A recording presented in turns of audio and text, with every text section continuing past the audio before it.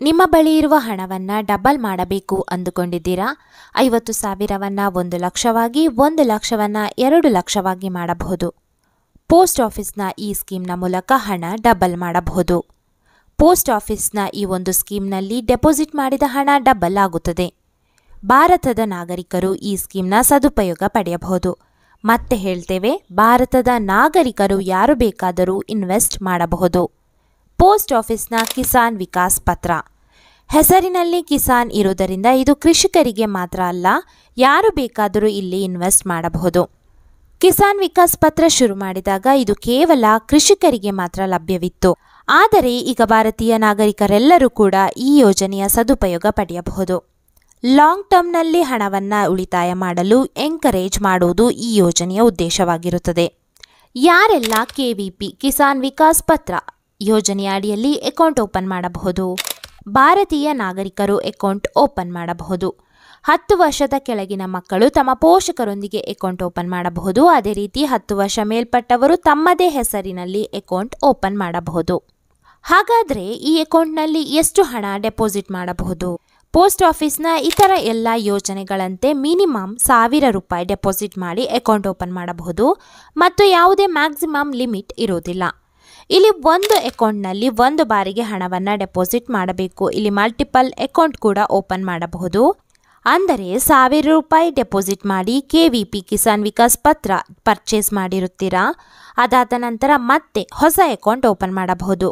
ಅಲ್ಲಿ ಕೂಡ ನೀವು 1,000ದ ಮೇಲೆ ಎಷ್ಟಾದರೂ ಹಣವನ್ನು ಡೆಪಾಸಿಟ್ ಮಾಡಿ ಮತ್ತೊಂದು ಹೊಸ ಅಕೌಂಟ್ ಓಪನ್ ಮಾಡಬಹುದು. ಈಗ ನಾವು ಟೈಪ್ ಆಫ್ ಅಕೌಂಟ್ನ ಬಗ್ಗೆ ನೋಡೋಣ.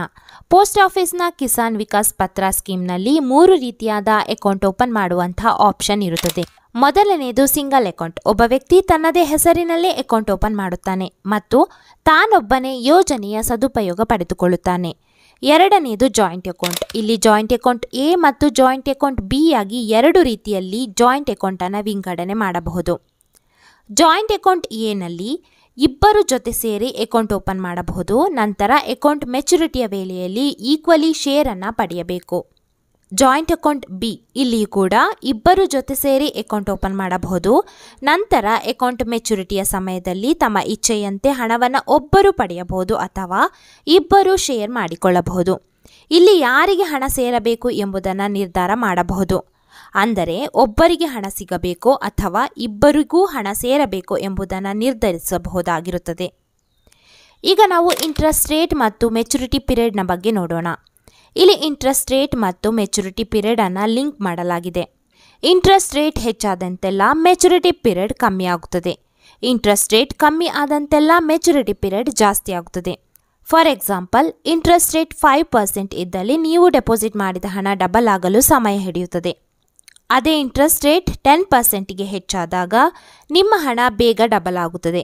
ಹಾಗಾದರೆ ಮೆಚುರಿಟಿ ಪೀರಿಯಡ್ ಎಷ್ಟು? ಇಲ್ಲಿ 115 ತಿಂಗಳವರೆಗೆ ಅಕೌಂಟ್ ಚಾಲ್ತಿಯಲ್ಲಿ ಇರುತ್ತದೆ. ಅಂದರೆ 9 ವರ್ಷ 7 ತಿಂಗಳಿನವರೆಗೆ ಅಕೌಂಟ್ ಚಾಲ್ತಿಯಲ್ಲಿ ಇರುತ್ತದೆ. ಇಂಟ್ರೆಸ್ಟ್ ರೇಟ್ ಪ್ರಸ್ತುತ 7.5% ಲೆಕ್ಕ ಹಾಕಲಾಗುತ್ತದೆ. ಹಾಗೆ ಆನ್ಯುವಲಿ ಕಾಂಪೌಂಡಿಂಗ್ ಕೂಡ ಮಾಡಲಾಗುತ್ತದೆ. ಉದಾಹರಣೆಗೆ ನೀವು 1,000 ರೂಪಾಯಿ ಇನ್ವೆಸ್ಟ್ ಮಾಡಿರುತ್ತೀರಾ. 1,000ಕ್ಕೆ 7.5% ಬಡ್ಡಿಯಲ್ಲಿ ನಿಮ್ಮ ಹಣ ಹೆಚ್ಚಾಗುತ್ತಾ ಹೋಗುತ್ತದೆ. ಈ ಮೊದಲೇ ಹೇಳಿರುವಂತೆ 115 ತಿಂಗಳಿನ ನಂತರ ನೀವು ಡೆಪಾಸಿಟ್ ಮಾಡಿದ ಹಣ ಡಬಲ್ ಆಗಿ ಸಿಗುತ್ತದೆ. ನೀವು ಸ್ಕ್ರೀನ್ನಲ್ಲಿ ನೋಡಬಹುದು, ಡೆಪಾಸಿಟ್ ಮಾಡಿದ ಹಣ 1,000 ರೂಪಾಯಿ 9 ವರ್ಷಗಳ ನಂತರ 1,917 ರೂಪಾಯಿಯಾಗಿ ಮಾರ್ಪಾಡು ಹೊಂದುತ್ತದೆ. ನಂತರ ಮುಂದಿನ 7 ತಿಂಗಳಿಗೆ 83 ರೂಪಾಯಿ ಇಂಟ್ರೆಸ್ಟ್ ಅನ್ನು ಲೆಕ್ಕ ಹಾಕಲಾಗುತ್ತದೆ. ಹೀಗೆ 115 ತಿಂಗಳಿನಲ್ಲಿ 1,000 ರೂಪಾಯಿ 2,000 ರೂಪಾಯಿಯಾಗಿ ಡಬಲ್ ಆಗುತ್ತದೆ.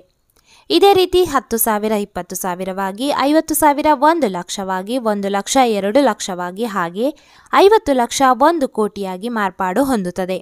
ಕಿಸಾನ್ ವಿಕಾಸ್ ಪತ್ರ ಅಕೌಂಟ್ ಓಪನ್ ಮಾಡಿದ ನಂತರ ಸುಮಾರು 9 ವರ್ಷ 7 ತಿಂಗಳಿನ ಕಾಲ ಚಾಲ್ತಿಯಲ್ಲಿ ಇರುತ್ತದೆ.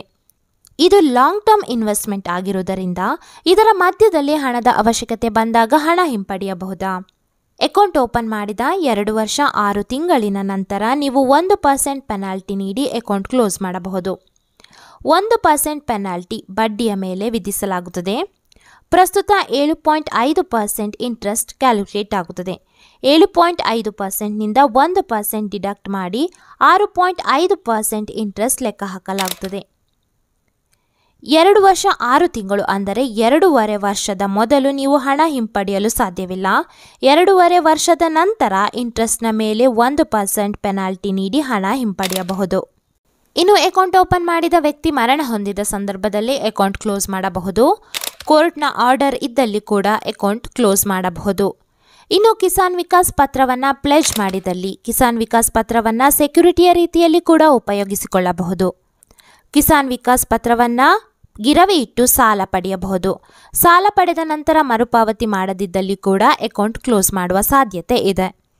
ಕಿಸಾನ್ ವಿಕಾಸ್ ಪತ್ರ ಯೋಜನೆಯ ಅಡಿಯಲ್ಲಿ ATC ಟ್ಯಾಕ್ಸ್ ಡಿಡಕ್ಷನ್ನ ಬೆನಿಫಿಟ್ ದೊರೆಯುವುದಿಲ್ಲ. ಆದರೆ TDS ಕೂಡ ಡಿಡಕ್ಟ್ ಆಗುವುದಿಲ್ಲ. ಇಲ್ಲಿ ದೊರೆಯುವ ಇನ್ಕಮ್ ಟ್ಯಾಕ್ಸೇಬಲ್ ಆಗಿರುತ್ತದೆ. ನಿಮ್ಮ ಟ್ಯಾಕ್ಸ್ ಸ್ಲ್ಯಾಬ್ನ ಅನುಗುಣವಾಗಿ ನೀವು ಟ್ಯಾಕ್ಸ್ ಪೇ ಮಾಡಬೇಕು. ಒಂದು ವೇಳೆ ನೀವು ಟ್ಯಾಕ್ಸ್ ಸ್ಲ್ಯಾಬ್ನಲ್ಲಿ ಬರದೆ ಹೋದಲ್ಲಿ ಯಾವುದೇ ಟ್ಯಾಕ್ಸ್ ಪೇ ಮಾಡೋದು ಬೇಡ. ಕಿಸಾನ್ ವಿಕಾಸ್ ಪತ್ರ ಇದು ಲಾಂಗ್ ಟರ್ಮ್ ಇನ್ವೆಸ್ಟ್ಮೆಂಟ್, ಹಾಗೆ ಯಾವುದೇ ಟ್ಯಾಕ್ಸ್ ಬೆನಿಫಿಟ್ ಕೂಡ ಸಿಗುವುದಿಲ್ಲ. ಪೋಸ್ಟ್ ಆಫೀಸ್ನಲ್ಲಿ ಇನ್ನೂ ಹಲವಾರು ಸ್ಕೀಮ್ಗಳಿವೆ. ಕಿಸಾನ್ ವಿಕಾಸ್ ಪತ್ರದಂತೆ ನ್ಯಾಷನಲ್ ಸೇವಿಂಗ್ಸ್ ಸರ್ಟಿಫಿಕೇಟ್ನಲ್ಲಿ ಕೂಡ ಇನ್ವೆಸ್ಟ್ ಮಾಡಬಹುದು. ಇದು ಕೇವಲ 5 ವರ್ಷಗಳವರೆಗೆ ಇರುತ್ತದೆ. ಹಾಗೆ ಪೋಸ್ಟ್ ಆಫೀಸ್ನ ಇತರ ಸ್ಕೀಮ್ಗಳಿಗೆ ಹೋಲಿಸಿದಾಗ ಇಲ್ಲಿ ಅತಿ ಹೆಚ್ಚು ಇಂಟ್ರೆಸ್ಟ್ ಅನ್ನು ಪಡೆಯಬಹುದು. ನ್ಯಾಷನಲ್ ಸೇವಿಂಗ್ಸ್ ಸರ್ಟಿಫಿಕೇಟ್ನಲ್ಲಿ 7.7% ಇಂಟ್ರೆಸ್ಟ್ ಪಡೆಯಬಹುದು. ನ್ಯಾಷನಲ್ ಸೇವಿಂಗ್ ಸರ್ಟಿಫಿಕೇಟ್ನ ಬಗ್ಗೆ ಈಗಾಗಲೇ ಡೀಟೇಲ್ ವಿಡಿಯೋ ಮಾಡಿರುತ್ತೇವೆ. ಲಿಂಕ್ ಡಿಸ್ಕ್ರಿಪ್ಷನಲ್ಲಿ ಮೆನ್ಷನ್ ಮಾಡಿದ್ದೇವೆ, ಚೆಕ್ ಮಾಡಿಕೊಳ್ಳಬಹುದು. ಈ ಮಾಹಿತಿ ಇಷ್ಟವಾಗಿದ್ದಲ್ಲಿ ಲೈಕ್ ಮಾಡಿ, ಹಾಗೆ ಚಾನಲನ್ನು ಸಬ್ಸ್ಕ್ರೈಬ್ ಮಾಡಿ. ಮತ್ತೆ ಹೊಸ ಮಾಹಿತಿಯೊಂದಿಗೆ ಸಿಗೋಣ. ಧನ್ಯವಾದಗಳು.